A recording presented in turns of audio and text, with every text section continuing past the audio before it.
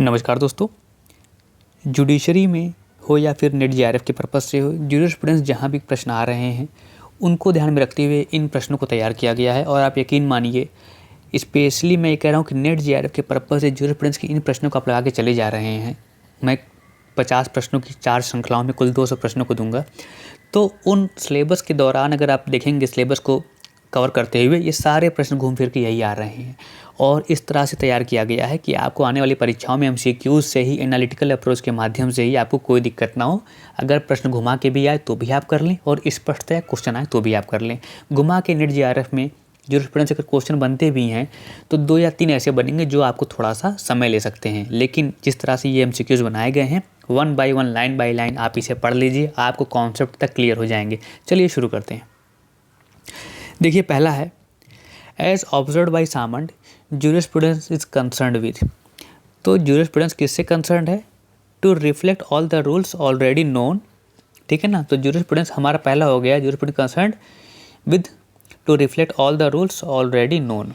अब देखिए अगला प्रश्न हमारा क्या है, who said jurisprudence is formal science of positive law. अब देखिए, science of positive law is different and formal science of positive law is different and science of law is different. तो यहाँ पर पूछ रहा है formal science of positive law, Holland, याद रखिएगा, फॉर्मल हॉलैंड है।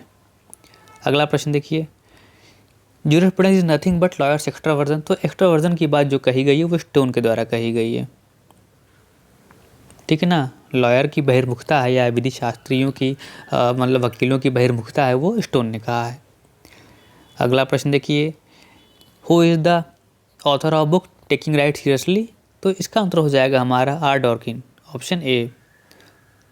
अगला प्रश्न है, the concept of law depends largely on the social values, accepted norms, या फिर behavioural pattern of the particular society at given time, या फिर ऑल द एबव। तो ऑप्शन डी हो जाएगा। अगला प्रश्न देखते हैं, law consist of social norms which are coercive, ethical, non coercive, religious. Option A, coercive. अगला प्रश्न देखिए, jurisprudence has been defined as science of first principle of civil law. तो क्या डिफाइन किया? Science of first principle of civil law. तो इसे किया है सामंड ने। ठीक है ना। Science of first principle of civil law Salmond के द्वारा डिफाइन किया गया है। The expression law in jurisprudence is mostly used to denote, किसी को डिनोट करने के लिए किया गया है फंडामेंटल लीगल प्रिंसिपल्स को। Option C. अगला प्रश्न देखिए, Austin's law is command of sovereign. ठीक है। Which of the following is not a statement from the Austinian theory. कौन सा ऑस्टिनियन थ्योरी से स्टेटमेंट नहीं है? पहला कह रहा है, every law is a command imposing a duty enforced by a sanction. ये तो सही है। Law is a rule let down from the guidance of an intelligent being by an intelligent being having power over him. ये भी सही है। C कह रहा है, a legal rule can be defined as one which prescribes a code of conduct which is done with a feeling of such conduct is obligatory. D कह रहा है, if a determinate human superior not in a habit of obedience to a like superior receives habitual obedience from the bulk of a given society, that determinate superior is sovereign in that society। तो ये भी सही है, यानी कि option C हमारा गलत हो जाएगा। अगला प्रश्न देखते हैं, mark the incorrect statement. Law do not always command but confers privilege also, right to make a will. सही है। The notion of command is applicable to modern social welfare legislation. ये गलत हो जाएगा, ऑप्शन 11 का बी। और अगला प्रश्न है, who said law consist of rules which are of broad application and non optional character. Broad application and non optional character but which are at the same time amenable to formalisation, legislation and adjudication. तो formalisation, legislation और adjudication के लिए amenable कौन से हैं, ये किसने कहा था? तो इसका आंसर हमारा हो जाएगा ऑप्शन ए, हार्ट ने। फिर से पढ़ लेते हैं। हार्ट ने कहा था, law consist of rules which are of broad application and non optional character but which are at the same time amenable to formulization, legislation and adjudication. ये हार्ट ने कहा था। 13वां प्रश्न देखते हैं, which of the following is not a statement from Hart theory. Hart की theory से इसमें से कौन सा स्टेटमेंट नहीं है? तो 13वें प्रश्न का उत्तर हो जाएगा हमारा option D, the law is a normative and not a natural science. ये हार्ट का सिद्धांत नहीं है, हार्ट की थ्योरी से नहीं है, लेकिन बाकी जो शुरू के 3 दिए हैं, जैसे कि law is the system of social rules which acquire the character of legal rules, ये भी हार्ट की थ्योरी से है। The union of the primary and secondary rules constitute the core of legal system, ये भी हार्ट की theory से है। The legal rule can be defined as one which prescribes a code of conduct which is done with a feeling of such conduct is obligatory. तो ये तीनों heart की theory से हैं। अब देखिए 14वां प्रश्न, इनकरेक्ट स्टेटमेंट बताना है, तो इसका उत्तर हो जाएगा हमारा option B, positive law is made by sovereign and positive morality by God. तो ये इनकरेक्ट स्टेटमेंट हमारा हो जाएगा।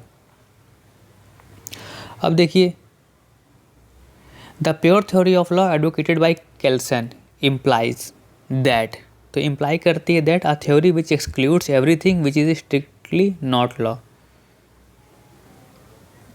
16वां प्रश्न देखते हैं, according to Kelsen the law is a system of behavioural norms which can be traced back to the grund norm or basic norms from which they derive their existence. The grund norm, तो grund norm क्या होना चाहिए यहाँ पूछ रहा था। पहला कह रहा है मस्ट बी एफिकेशियस, दूसरा कह रहा है grand norm is not deduced from the anything else but assumed as an initial hypothesis. Third कह रहा है should secure for itself a minimum of effectiveness and when it ceases to derive minimum of support of people it is replaced by some other grand norm. इसका answer हमारा हो जाएगा सभी सही है, यानी ऑप्शन 3। 17वां प्रश्न देखिए, इनकरेक्ट ऑप्शन को हमें चुनना है। पहला कह रहा है the province of jurisprudence determined, तो ये ऑस्टिन के ये भी सही है। कॉन्सेप्ट ऑफ लॉ हार्ट की ये भी सही है। Vienna school of legal thought Kelsen का ये भी सही है, यानी कि सभी सही है, इनमें से कोई भी गलत नहीं है। तो ऑल आर करेक्ट, यानी कि ऑप्शन डी, यानी कि इसमें से कोई भी गलत नहीं है। Mark the correct statement, natural law approach is not realistic and practical approach, ठीक है। दूसरा कह रहा है natural law principle have inspired positive law constituted and international law, ठीक है, यानी natural law principle have inspired positive law constitution and international law. अगला हमारा कह रहा है naturalist bid to introduce moral element into criterion of identification and laws have the effect of founding law on the value judgement, सभी सही हैं, यानी कि ऑप्शन डी हो जाएगा। 19वां प्रश्न देखिए, the philosophical school seeks to investigate, philosophical school seeks to investigate option B purpose for which a particular law has been enacted. अगला प्रश्न देखिए, law is a product of social life and is not created by arbitrary will of individual but by slow unavoidable advancement of human development. तो ये theory जो है, ये statement belong करता है किस स्कूल से पूछ रहा था, तो इसका आंसर हो जाएगा हमारा सोशियोलॉजिकल स्कूल। अब देखिए सोशल लाइफ की बात आ रही है, ये प्रोडक्ट है सोशल लाइफ का, तमाम चीज़ों का, तो ये सोशियोलॉजिकल स्कूल अपने आप में यहाँ पे आ जाएगा। अगला प्रश्न देखिए, which of the following is incorrectly matched, तो इनकरेक्ट को हमें बताना है, कोड के साथ दिया हुआ है। तो पहला है फुलर का है इनर मोरालिटी, सही है। पेंथम का है यूटिलिटेरियनिज्म, सही है। मेन का है स्टेटस ऑफ कॉन्ट्रैक्ट, ड्यूगिट का है सोशल सॉलिडारिटी और हार्ट का है rules on fundamentals of legal system, rules of fundamentals on legal system, यानी कि ये हार्ट का, तो ये भी सही है, यानी कि सभी के सभी सही हैं, इनमें से कोई भी गलत नहीं है। हमें इनकरेक्ट पूछ रहा था, तो इसका आंसर हो जाएगा option D, none of them are incorrect. अब देखिए 22वां प्रश्न, mark the correct option. Source of law सामने दे रहा है, इसके बाद nature of source of law Gray, डेस्ब्रेक डेस बेजाइट सेवनी, ये भी सही है, यानी कि सभी सही है, ऑप्शन डी हो जाएगा, ऑल ऑफ द अबव। 23वां प्रश्न देखिए, a legal custom has to possess a sufficient measures of antiquity, sufficient under the English law means that it must have existed since 1189। Sufficient का क्या मतलब है यहाँ पे, सफिशिएंट मेजर ऑफ एंटिक्विटी यानी 1189 से ले रहा है, प्राचीनता को इंग्लैंड में जो लिया जा रहा है वो 1189 से लिया जा रहा है। भारत के संदर्भ में क्या है यहाँ पूछा जा रहा है, तो इसमें हो जाएगा, यहाँ पर कोई फिक्स्ड पीरियड की बात नहीं की गई, कस्टम को कब से इसकी वैलिडिटी मिलेगी उसके अस्तित्व में आने के कारण। तो does not need a fixed period for which custom must have been in existence for its validity, यानी कि 1189 का जो कॉन्सेप्ट है कि हम इसकी एंटिक्विटी को यहाँ से काउंट करेंगे या यहाँ से मान लेंगे एग्जिस्ट होना चाहिए, वो केवल ब्रिटिश लॉ में है, इंग्लिश लॉ में, इंडियन लॉ में नहीं है। अगला प्रश्न देखिए, the actual finding of true meaning of particular word in A statute is called. Actual finding, यहाँ पर बात हो जाएगी इंटरप्रिटेशन ऑफ स्टैट्यूट की। Actual finding of true meaning, यही है हमारा इंटरप्रिटेशन ऑफ स्टैट्यूट। अगला प्रश्न देखिए, it is one of the cardinal principle of delegated legislation that the legislature should not delegate to a subordinate body of power to make rules on. तो इसमें क्या हो जाएगा इसका answer, policy matter. Policy matter पे ऐसा होता है। Which of the following is not a means for exercising control over delegated legislation. 26वां प्रश्न का उत्तर हो जाएगा, देखिए पार्लियामेंट्री कंट्रोल भी होता है, जुडिशियल कंट्रोल भी होता है, पब्लिकेशन ऑफ डेलीगेटेड लेजिस्लेशन भी होता है। रजिस्ट्रेशन का कॉन्सेप्ट यहाँ पर नहीं होगा, ठीक है, ऑप्शन डी। इनकरेक्ट ऑप्शन को हमें चूज़ करना था। Literal rule grammatical and plain meaning rule है, गोल्डन रूल है purpose of legislation, harmonious construction rule social welfare है, ये ऐसा नहीं है। और लिटरल रूल का मतलब है स्ट्रिक्ट इंटरप्रिटेशन, जैसा लिखा है वैसा इंटरप्रिटेशन, लिटरल सेंस में शब्दशः उसी का अनुपालन, तो ये भी सही है। हमें पूछ रहा था इनकरेक्ट, तो इसका आंसर हो जाएगा हमारा ऑप्शन सी, ठीक है ना, यानी कि डी भी सही है, ए भी सही है और बी भी सही है, लेकिन जो गलत दिया है, जो जिसे मैं पूछ रहा है वो है harmonious construction rule. Which rule of interpretation is employed in social welfare legislation. Social welfare legislation में कौन सा रूल एम्प्लॉय किया जाता है, तो यहाँ पर आपको दोनों मिलते हुए जुलते आंसर 27 से आप देख सकते हैं, जहाँ पे गलत था तो यहाँ पे भी इसका मतलब ऑप्शन सी तो नहीं ही होगा, ठीक है ना। लिटरल रूल और गोल्डन रूल भी हमने देख ही लिया है, यानी कि लिबरल और बेनिफिशियल कंस्ट्रक्शन रूल जो है वही है जिसे एम्प्लॉय किया जाता है सोशल वेलफेयर लेजिस्लेशन में। 29वां प्रश्न देखिए, which rule of construction is applied in the construction of penal statute. तो पिनल स्टैट्यूट में क्या अप्लाई होता है, यहाँ पे आंसर हो जाएगा हमारा लिटरल रूल, कठोरता इसी में है ना, ठीक है ना, तो लिटरल रूल। जो द मैक्सिम आयस डैम, इसको ईजस डैम, इसको आयस डैम पढ़ते हैं, द मैक्सिम आयस डैम जनरेस मीन्स, इसका क्या मतलब होता है, तो इसका आंसर हो जाएगा हमारा ऑप्शन सी, यानी कि ऑफ द सेम काइंड और nature.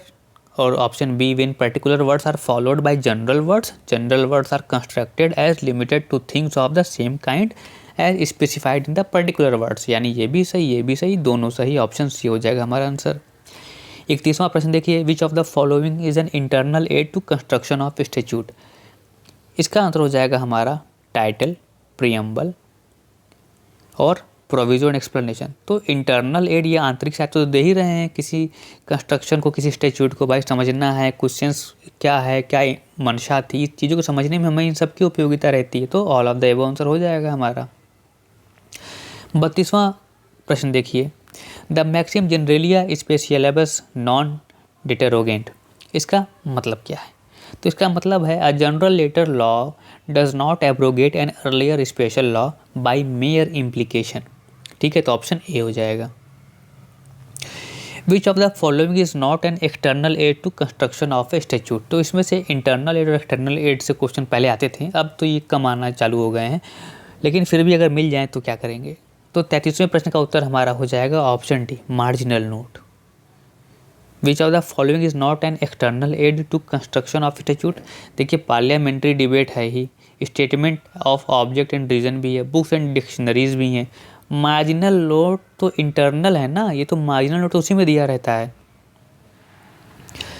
Which of the following statement is the most appropriate in the present day context. कौन सा स्टेटमेंट बहुत अप्रोप्रिएट है वर्तमान चीज़ों के कॉन्टेक्स्ट में, तो इसमें देखिए 34वां प्रश्न हो जाएगा, जजेस not only declare law but also make it through their decisions, ठीक है, तो जुडिशियल एक्टिविज्म का रोल अभी आप जान रहे होंगे, रिव्यू का भी जान रहे होंगे, तो जजेस not only declare law but also make law. अब ये किसने कहा है, case law is gold in mind while statute law is coin of the realm ready for immediate use, तो इसका आंसर हो जाएगा हमारा Salmond. The realist theory is given by, तो रियलिस्ट थ्योरी दी गई थी हमारे गेरकी के द्वारा, ऑप्शन बी। 37वां प्रश्न देखिए, the making of law by the recognition and application of new rules by the court themselves in the administration of justice implies, option A judicial precedent, option C judicial activism, यानी कि option D हो जाएगा हमारा दोनों। 38 कह रहा है the doctrine of precedent is of antiquity while the stare decisis, इसको स्टेयर डिसीज भी कहते हैं, is relatively modern the latter relates to, तो किससे संबंधित है, तो इसका आंसर हो जाएगा हमारा option C, a point of law settled by judicial decision. तो प्रेसिडेंट इज ऑफ एंटिक्विटी जबकि stare decisis is relatively modern, और ये लेटर कैसे रिलेट करता है एंटिक्विटी वाला जो प्रेसिडेंट कॉन्सेप्ट है, a point of law settled by judicial decisions. Ratio decidendi of a case can be defined as, तो रेशियो डिसाइड एंड डाई क्या होता है, तो इसका आंसर हो जाएगा जो material facts of the case plus the decision thereon, ठीक है ना, उस तर्क पे, यानी रेशियो माने रीज़न और डिसीजन मतलब जो डिसीजन आया है, तो reason upon on that decision, या फिर ठीक है ना reason behind giving that decision. अब अगला प्रश्न देखिए, the decision of the Supreme Court are bounded on, तो सुप्रीम कोर्ट के डिसीजन बाउंड होते हैं, बाध्यकारी होते हैं भाई सारी कोर्ट पे, सुप्रीम कोर्ट को छोड़ के, ऑप्शन सी हो जाएगा।